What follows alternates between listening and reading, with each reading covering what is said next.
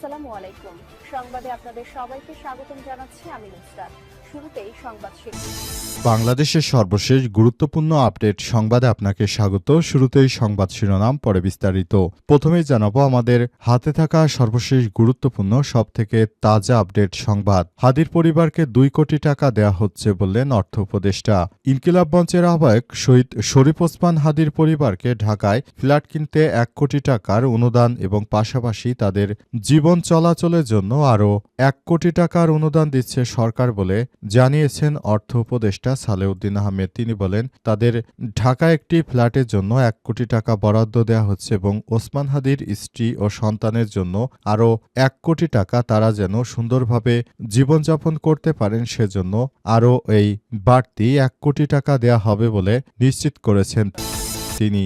এরপর জানাবো সিলেটের পথে বিএনপির চেয়ারম্যান তারেক রহমান। নির্বাচনী প্রচারণায় অংশ নিতে সিলেটের উদ্দেশ্যে ঢাকা থেকে সিলেট গিয়েছেন তারেক রহমান। আজ 8:15 সিলেটের বিমানবন্দরে অবতরণ করে তারেক রহমানকে বহনকারী বিমানটি। এ সময় তার সঙ্গে রয়েছে ড জুবাইদা রহমান সহ আরও ত্যাগী অনেক নেতাকর্মী। এদিকে জামাতের সঙ্গ ছাড়াই চরমোনাই পীরকে হেফাজত আমিরের অভিনন্দন। জামাতের সঙ্গ ত্যাগ করায় ইসলামী আন্দোলন বাংলাদেশের আমির মুফতি সৈয়দ মোহাম্মদ রেজাউল করিম পীর সাহেব চরমোনাইকে অভিনন্দন জানিয়েছে হেফাজত ইসলামের আমির আল্লামা শাহ মুহিবুল্লাহ বাবুনগরী। আজ গণমাধ্যমে পাঠানো এক বিবৃতিতে এই বিষয়টি জানা গেছে। জানাবো শুধু ভুক্তভোগীকেই নয় বরং পুরো সমাজকে শাস্তি দেয় বললেন চিফ প্রসিকিউটর। আন্তর্জাতিক অপরাধ ট্রাইব্যুনালের চিফ প্রসিকিউটর মোহাম্মদ তাজুল ইসলাম বলেছেন, গুমের অপরাধের সবথেকে ভয়াবহ দিক হলো এটি শুধু ভুক্তভোগী এবং তার পরিবারকেই নয় বরং গোটা সমাজকে শাস্তি দেয়। একজন মানুষ গুম হলে তার পরিবার প্রতিদিন বিচারহীনতার কারাগারে বন্দী থাকে, পাশাপাশি তাদের জীবনটাই নিঃশেষ হয়ে যায়। এবং সর্বশেষ জানাবো জাপানে আগ্নেয়গিরির কাছে হেলিকপ্টার নিখোঁজ। জাপানের অন্যতম সক্রিয় আগ্নেয়গিরি মাউন্ট আসোর কাছে একটি হেলিকপ্টার নিখোঁজ হয়েছে। হেলিকপ্টারটিতে 3 জন আরোহী ছিলেন বলে জানিয়েছে স্থানীয় কর্তৃপক্ষ। আজ স্থানীয় সময় সকাল 10:52 হেলিকপ্টারটি সেখান থেকে হারিয়ে যায়। প্রিয় দর্শক, এতক্ষণ শুনছিলেন সংবাদ শিরোনাম, এবারে বিস্তারিত। তবে তার আগে বন্ধুরা অনুরোধ থাকবে এই সংবাদটিতে একটি লাইক দিন। এই চ্যানেলে আপনি নতুন হয়ে থাকলে আমাদের সংবাদটি দেখতে দেখতে চ্যানেলটি সাবস্ক্রাইব করে রাখুন। কমেন্ট করে বন্ধুরা আপনার মূল্যবান মতামত জানিয়ে দিন আপনি বিশ্বের কোন দেশ থেকে বা বাংলাদেশের কোন স্থান থেকে আমাদের সংবাদটি দেখছেন এবং শুনছেন। আর বন্ধুরা, গাজা যুদ্ধে আপনি যদি নিরীহ ফিলিস্তিনিদের ভালোবেসে থাকেন কমেন্টে ইয়েস লিখে পুরো বিশ্বকে জানিয়ে দিন। এবারে বিস্তারিত। হাদির পরিবারকে 2 কোটি টাকা দেয়া হচ্ছে বললেন অর্থ উপদেষ্টা।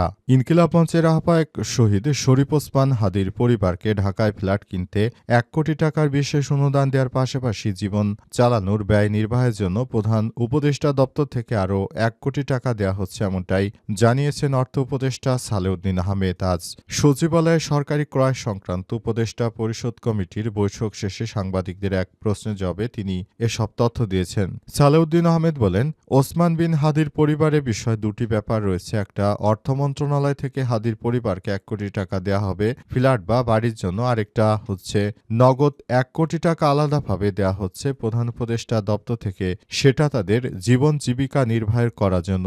ঢাকার লালমাটিয়ায় সরকারি কর্মকর্তাদের জন্য দোয়েল টাওয়ার নামক আবাসিক ভবন রয়েছে। সেই ভবনে 1215 বর্গফুটের ফ্ল্যাট কিনতে অনুদান হিসেবে 1 কোটি টাকা দেওয়া হচ্ছে। এর আগে মঙ্গলবার অর্থ বিভাগের উপস্থাপন করা এ বিষয়ে নথিপত্র অনুমোদন করেছে অর্থ উপদেষ্টা। সরকারি অনুদানের টাকায় কেনায় ফ্ল্যাট ব্যবহার করবেন ওসমান হাদির স্ত্রী ও সন্তান। অর্থ বিভাগের সূত্রগুলো থেকে জানা গেছে, শহীদ শরীফ ওসমান বিন হাদির পরিবারকে ফ্ল্যাট কেনার জন্য অনুদান দিতে অর্থ মন্ত্রণালয়কে নির্দেশনা দেওয়া হয়েছে এবং সে অনুযায়ী অর্থ মন্ত্রণালয় এই বিষয়গুলো দেখভাল করছে এবং শহীদ শরীফ ওসমান হাদির পরিবারকে এই পরিমাণ অর্থ সরকারের পক্ষ থেকে তুলে দেওয়া হবে বলে জানিয়েছেন অর্থ উপদেষ্টা ড সালেউদ্দিন আহমেদ। তিনি বলেন, আমরা নতুন বাংলাদেশ গড়ে তোলার জন্য সর্বোচ্চ চেষ্টা করছি। বাংলাদেশের প্রতিটি মানুষকে নিয়ে আমরা দেশ গড়তে চাই। সিলেটের পথে বিএনপির চেয়ারম্যান তারেক রহমান। নির্বাচনের প্রচারণার অংশ নিতে সিলেটের উদ্দেশ্যে রওনা দিয়েছেন বিএনপির চেয়ারম্যান তারেক রহমান। আজ সন্ধ্যা ৬টা ৩৮ গুলশানের বাসভবন থেকে বিমানবন্দরের উদ্দেশ্যে রওনা হয়েছেন তিনি। বিএনপির মিডিয়া সেলের সদস্য সাইরুল কবির খান গণমাধ্যমকে এই তথ্য নিশ্চিত করেন। এরপর রাত ৮টা ১৫ তিনি হজরত শাহজালাল আন্তর্জাতিক বিমানবন্দর থেকে সিলেটে পৌঁছেছেন। তিনি গভীর রাতে হজরত শাহজালাল রাদিয়াল্লাহু তাআলার মাজার জিয়ারত করবেন এবং আগামীকাল সকাল থেকে সিলেট আলিয়া মাদ্রাসা মাঠে নির্বাচনী সমাবেশে যোগ দেবেন। সিলেট সফরের পর তারেক রহমান পর্যায়ক্রমে মৌলভীবাজারের সদর উপজেলার শেরপুরের আইনপুর জেলার মাঠ, হবিগঞ্জ শায়েস্তাগঞ্জ উপজেলার প্রস্তাবিত উপজেলা মাঠ, ব্রাহ্মণবাড়িয়া সরাইল উপজেলার কুট্টাপাড়া খেলার মাঠ, কিশোরগঞ্জ জেলার ভৈরব স্টেডিয়াম, নরসিংদীর পৌর এলাকার সংলগ্ন এলাকা এবং নারায়ণগঞ্জ জেলার ২৫০০ উপজেলা রূপগঞ্জ গাউছিয়া সমাবেশে বক্তব্য রাখবেন তারেক রহমান এবং নেতাকর্মীদের বিভিন্ন দিক নির্দেশনা দেবেন তারেক রহমান বলে জানানো হয়েছে। তারেক রহমানের অপেক্ষায় রয়েছে সিলেট। পুরো সিলেট নতুন করে সাজানো হচ্ছে এবং সিলেটে হজরত শাহজালালের মাজার জিয়ারতের মধ্য দিয়ে তিনি নতুন বাংলাদেশ গড়ে তোলার জন্য কাজ শুরু করবেন বলে জানানো হয়েছে। সিলেটে হজরত শাহজালালের মাজার জিয়ারতের মধ্য দিয়ে তারেক রহমান তার নির্বাচনী কার্যক্রম শুরু করতে চলেছেন এবং নতুন বাংলাদেশ গড়ে তোলার জন্য তিনি সর্বোচ্চ প্রচেষ্টা করবেন এমনটাই জানানো হয়েছে। জামাতের সঙ্গ ছাড়ায় চরমোনাই পীরকে হেফাজতে আমিরের অভিনন্দন। জামাতের সঙ্গ ত্যাগ করা ইসলামী আন্দোলন বাংলাদেশের আমির মুফতি সৈয়দ মোহাম্মদ রেজাউল করিম পীর সাহেব চরমোনাইকে অভিনন্দন জানিয়েছে হেফাজতে ইসলামের আমির আল্লামা শাহ মুহিবুল্লাহ বাবুনগরী। গণমাধ্যমে পাঠানো এক বিবৃতিতে তিনি এই অভিনন্দন জানিয়েছেন। পাঠানো এক বিবৃতিতে আল্লামা শাহ মুহিবুল্লাহ বাবুনগরী বলেন, আমরা হেফাজতের পক্ষ থেকে ৫ আগস্ট পরবর্তী বাংলাদেশে সহিহ আকিদা বিশ্বাসী ওলামায়ে কেরামের তত্ত্বাবধানে ইসলামপন্থীদের বৃহত্তর ঐক্য গড়ার লক্ষ্যে কাজ করেছি। মওদুদিবাদী জামাতকে বাদ দিয়ে এক হওয়ার আহ্বান করেছি।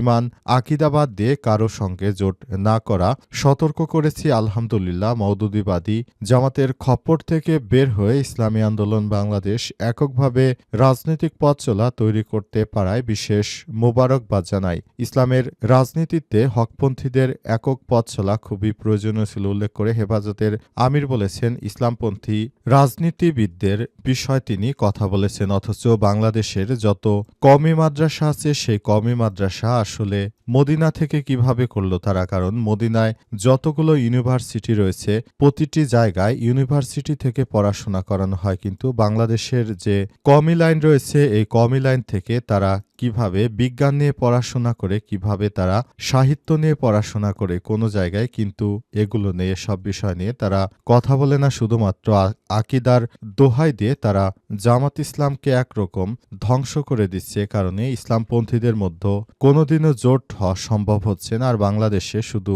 যারা ইসলামপন্থী রয়েছে তাদেরকে মারি খেয়ে যেতে হবে।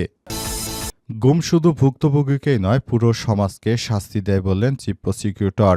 আন্তর্জাতিক অপরাধ ট্রাইব্যুনালের চিফ প্রসিকিউটর মোহাম্মদ তাজুল ইসলাম বলেছেন, গুমের অপরাধের সবথেকে ভয়াবহ দিক হল এটি শুধু ভুক্তভোগীকেই নয় বরং পুরো সমাজকেই শাস্তি দেয়। একজন মানুষ গুম হলে তার পরিবারের প্রতিদিন বিচারহীনতার কারাগারে বন্দী থাকে। আওয়ামী লীগের শাসনামলে টাস্কফোর্স ফর ইন্টারগেশন সেল বা টিএফআই সেল গুম করে নির্যাতনের ঘটনায় মানবতাবিরোধী অপরাধের মামলায় বুধবার সাক্ষ্য গ্রহণ শুরুর আগে সূচনা বক্তব্যে তিনি এসব কথা বলেন। বিচারপতি মোহাম্মদ গোলাম মোর্তজা মজুমদারের নেতৃত্বাধীন ৩ সদস্যের আন্তর্জাতিক অপরাধ ট্রাইব্যুনাল একে চিফ প্রসিকিউটর আজ সূচনা বক্তব্য পেশ করেন। তিনি বলেন, আমরা গুমের যে মামলার বিচার শুরু করছি সেগুলো কেবল কিছু ব্যক্তির নিখোঁজ হওয়ার ঘটনা ছিল না, এগুলো ছিল নির্মম আওয়ামী ফ্যাসিবাদী রাষ্ট্রীয় শাসন পদ্ধতির কৌশলের সাক্ষ্য।